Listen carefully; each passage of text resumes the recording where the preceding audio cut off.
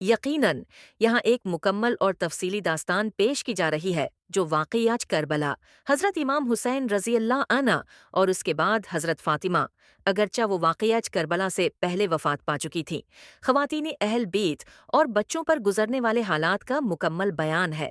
اب واقعہ کربلا مکمل تفصیل۔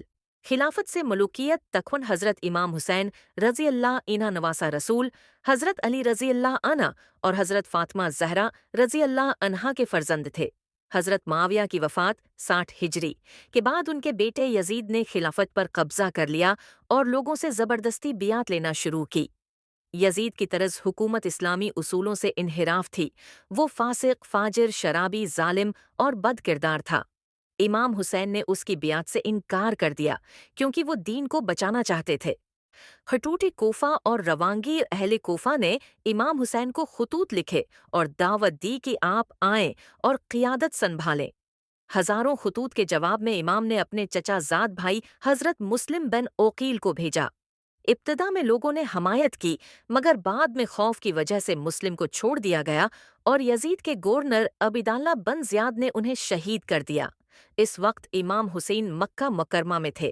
جب انہیں مسلم کی شہادت کی خبر ملی تو وہ جانتے تھے کہ سفر خطرناک ہے، مگر دین کے تحفظ کی خاطر کربلا کی طرف روانہ ہو گئے۔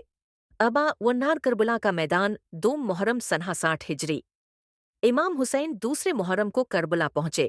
یزیدی لشکر کی کمان عمر بن سعد کر رہا تھا جو 30,000 کے قریب فوج ہے کے ساتھ تھا، جبکہ امام حسین کے ساتھ بہتر افراد تھے جن میں بچے، خواتین اور قریبی رشتہ دار شامل تھے۔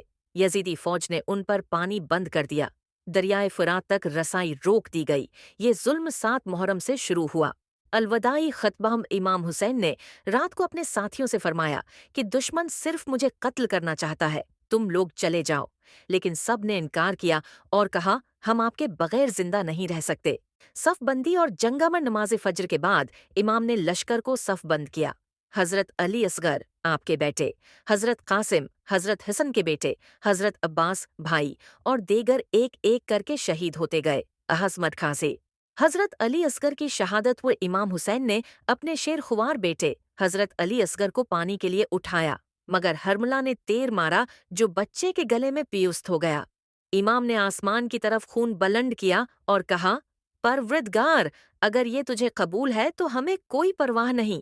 امان دی حضرت امام حسین کی شہادت ون بالآخر امام حسین نے بھی جنگ کی، دشمنوں کو گرا کر رکھا، مگر چاروں طرف سے حملہ کیا گیا۔ شمر ملعون نے آپ کے گلے پر خنجر چلایا اور سر مبارک تن سے جدا کیا۔ یہ دن تھا 10 محرم 21 ہجری۔ آپ شہادت کے بعد کے حالات۔ اہل بیت کی اسیری آسمہت خیموں پر حملہ ون شہادت کے بعد یزیدی فوج نے اہل بیت کے خیمے جلائے، عورتوں کی چادریں چھینی گئیں، بچوں کو مارا گیا۔ حضرت سکینہ بی بی زینب سے لپٹ گئیں۔ عربی استعمیال حضرت زینب کی قیادت من بی بی زینب حضرت علی کی بیٹی نے کمال صبر و ہمت کا مظاہرہ کیا۔ اس ایرانی کربلا کو کوفہ لے جایا گیا، جہاں ابن زیاد کے دربار میں زینب نے حق پرستی کے شاندار خطبات دیے۔ شام کا سفر اور کوفہ سے انہیں شام بھیجا گیا یزید کے دربار میں۔ وہاں بھی حضرت زینب اور حضرت امام زین العابدین نے یزید کو للکارا۔ لوگوں پر امام حسین کی شہادت کی حقیقت کھل گئی۔ شام سے واپسی اون بالآخر یزید کو عوام کے غصے کا سامنا کرنا پڑا اور اس نے اہل بیت کو مدینہ واپس بھیج دیا۔ آناب حضرت فاطمہ الزہرا رضی اللہ عنہا کا تذکرہ۔ حضرت فاطمہ کا وصال حضرت امام حسین کی شہادت سے بہت پہلے ہو چکا تھا۔ آپ کا انتقال 11 ہجری میں ہوا تھا، حضرت محمد کی وفات کے چند ماہ بعد۔ تاہم واقعہ کربلا کے دوران حضرت فاطمہ کے مظلوم بیٹوں، خاص طور پر امام حسین اور ان کی اولاد پر ہونے والے مظالم نے ان کی دعاؤں کی صداقت کو ظاہر کر دیا۔ واقعہ کربلا کے اثرات۔